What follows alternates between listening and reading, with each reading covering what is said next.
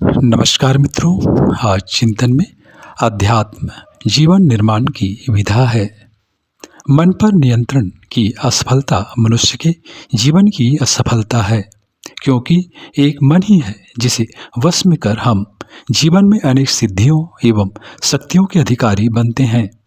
मन से पर्याय आम बोलचाल की भाषा के विचित्र किस्म के मन से नहीं, मन का सीधा संबंध आपके प्रत्यक्ष अनुभव से है।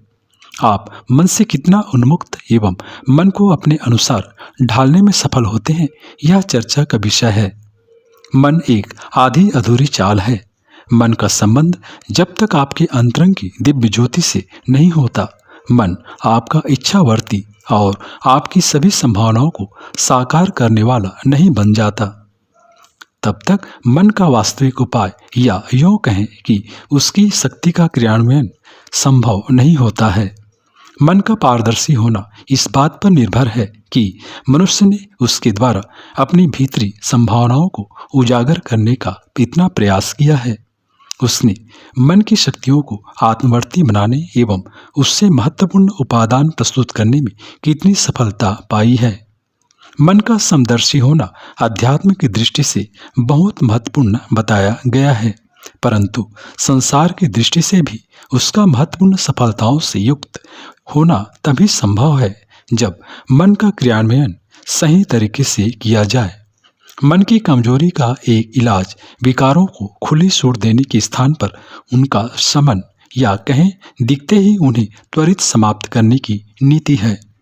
मन आपका इच्छानुवर्ती बने, इसके लिए बहुत आवश्यक है कि आप मन से पार उसके वास्तविक केंद्र से उसका संचालन करें। मन से परे आत्मा का अस्तित्व है और आत्मस्वरूप से एकाकार होने का मार्ग ही अध्यात्म का मार्ग है। सरल शब्दों में अध्यात्म जीवन निर्माण की विधा है और स्वयं को जागृत बनाने का विधान है। जिन कारणों से व्यक्ति अपने में परिवर्तन नहीं कर पाता है, वे हैं स्वयं पर अनुचित विश्वास, अर्थात बिना यह जाने कि उस विश्वास केंद्र क्या है। दूसरा, अत्यधिक सोचना, अर्थात बिना उस सोच की बुनियाद को पहचानने सोचने चले जाना, एवं अत्यधिक कर्म की चेष्टा बिना यह स्वीकारे कि कर्म किया किस दृष्टिकोण से जाना चाहिए। हमने मन को एक उपकरण के स्थान पर स्वयं मन से संचालित होने का उपक्रम मान अपना लिया है। आत्मप्रेरणा से संयुक्त मन अब ढर्राबद्ध हो कर्म करने को प्रेरित हो गया है। निचली मान्यताओं ने जगह बना ली और सच में जो जीवन का सौभाग्य है वह पदार्पित न हो पाया। चेतना के उच्च शिखर पर अवस्थित मन अब किसी प्रकार लेन देन की प्रक्रिया में व्यस्त हो गया। हम में से ज्यादातर लोग इस गलत धारणा के शिकार हैं कि अध्यात्म किसी दूसरे ही लोक की खोज खबर है, परंतु ऐसा नहीं है। यह समुचे व्यक्तित्व को और जीवन के विशाल परिदृश्य को एक विशेष दृष्टि से देखने की प्रक्रिया है।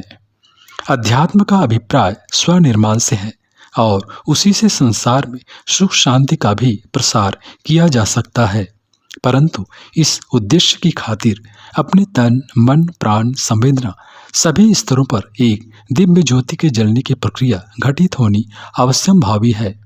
यदि व्यक्तित्व का पूर्ण परिष्कार नहीं हुआ है तो न ही मनुष्य का मन सुंदर व गुणी बन सकता है, न ही उसमें किसी विशिष्ट क्रिया पद्धति के अनुसार अपने को ढालने की सामर्थ्य ही पनप सकती है।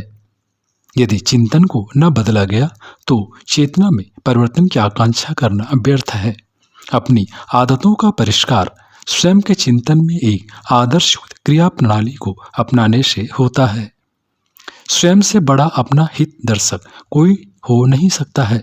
इसलिए सर्वप्रथम अपने विचार जगत में शांति एवं अपने प्रत्येक कर्म में कौशल हमें विकसित करना चाहिए। यही सुव्यवस्थित एवं समुन्नत जीवन का राजमार्ग है। सबसे पहले आत्मदर्शी बनना चाहिए। इसके उपरांत विचारों का ज्वलंत प्रवाह स्वयं आपको आगे राह दिखा देगा। जिन भी परेशानियों से आपका जीवन जूझ रहा है, उनका निराकरण इसी तरह से संभव है कि आप समाधान को कहीं बाहर न खोजें, उसे अपनी ही चेतना में अवस्थित पाएं। तब उन समस्याओं का वास्तविक निराकरण संभव है। जीवन में दिव्यता उभारने वाला इंसान को उसकी प्रवृत्तियों की दास्ता से मुक्त करने वाला, उसे नए सिरे से सोचने को प्रेरित करने वाला यदि कोई तरीका है तो वह अध्यात्म ही है। मित्रों, इसका अर्थ आंतरिक परिवर्तन द्वारा बहिर्जगत में अपनी चेतना का निर्माण, अपनी आदतों का परिशोधन, अपनी मान्यताओं में परिवर्तन कर श्रेष्ठ समुन्नत बनने की कला को अधिक विकसित करना है।